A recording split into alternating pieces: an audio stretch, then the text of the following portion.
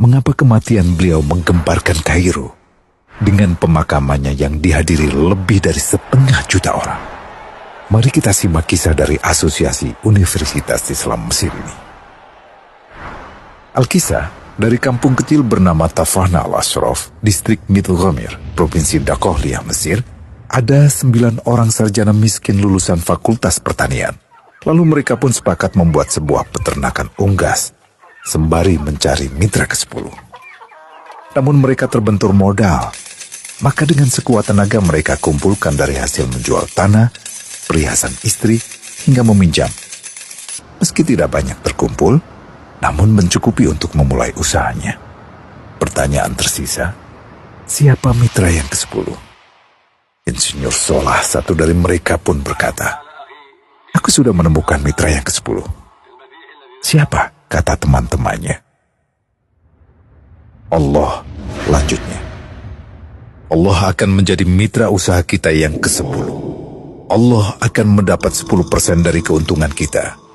Dengan perjanjian, Allah yang akan memberikan perlindungan dan pemeliharaan, keamanan dari segala wabah penyakit." Akhirnya mereka pun sepakat. Kontrak kerjasama pun ditulis secara rinci dan dicatatkan ke notaris, lengkap dengan peran mitra ke-10 tersebut. Tak disangka, setelah 1 musim bisnis mereka langsung meroket, jauh dari yang dibayangkan sebelumnya. Lalu mereka pun kembali bersepakat menambah jatah keuntungan mitra ke-10 menjadi 20% di musim kedua, dan begitu seterusnya hingga mencapai 50%. Lalu bagaimana keuntungan mitra ke-10 itu dialokasikan? Dimulai dengan membangun sekolah dasar Islam putra, lalu lanjut putri, kemudian sekolah menengah putra, kemudian putri. Tambah lagi madrasah aliyah putra, lalu putri. Tapi karena keuntungan terus membanjir, akhirnya dibentuklah Baitul Mal.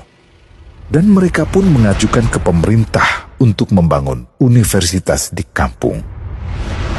Awalnya ditolak dengan alasan tiadanya akses bagi para mahasiswa. Tak berapa lama mereka pun mengajukan pembangunan universitas lengkap dengan stasiun kereta beserta jalurnya dengan biaya mandiri. Akhirnya permintaan ini disetujui. Dan pertama dalam sejarah Mesir, berdirilah sebuah universitas di perkampungan kecil. Semakin berkembang, dibangun pula fakultas kedua, ketiga, keempat hingga asrama putri dengan kapasitas 600 kamar. Lalu asrama putra dengan 1000 kamar. Tiket kereta api pun digratiskan untuk memudahkan transportasi menuju kampung tersebut. Tak cukup hanya itu, dibangun Baitul Mal berikutnya hingga hilang kemiskinan di daerah tersebut. Dan program ini diduplikasi ke kampung-kampung lain hingga bisa dikatakan tak ada kampung yang disinggahi Insinyur Solah kecuali akan dibangun Baitul Mal untuk warga. Bantuan pun diberikan untuk fakir miskin dan para janda. Pemuda pengangguran pun dilatih untuk mengelola perkebunan sayur hingga mandiri, bahkan sampai bisa mengekspor ke negara tetangga. Pada saat panen raya, seluruh penduduk dikirimi paket sayur. Di hari pertama Ramadan diadakan buka puasa bersama untuk seluruh penduduk desa. Mereka memasak dan hadir ke lapangan yang dipenuhi beraneka makanan. Disiapkan juga perabotan untuk gadis-gadis yatim yang ingin menikah. Dan ini semua merupakan sedikit dari banyaknya kebaikan yang dilakukan oleh Insinyur Solah. Hingga pada akhirnya disepakatilah keuntungan perusahaan 100% untuk Allah.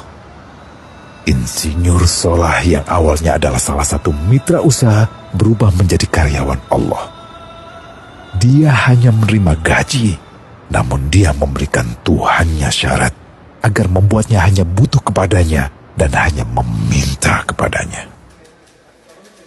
Inilah sosok Insinyur Solah Atiyah, aktor utama kisah menakjubkan ini.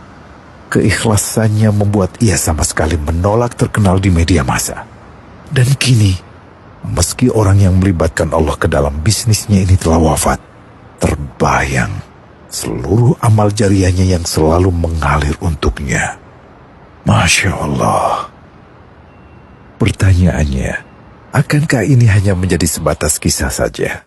Atau menjadi teladan bagi kita untuk mengikuti jejaknya?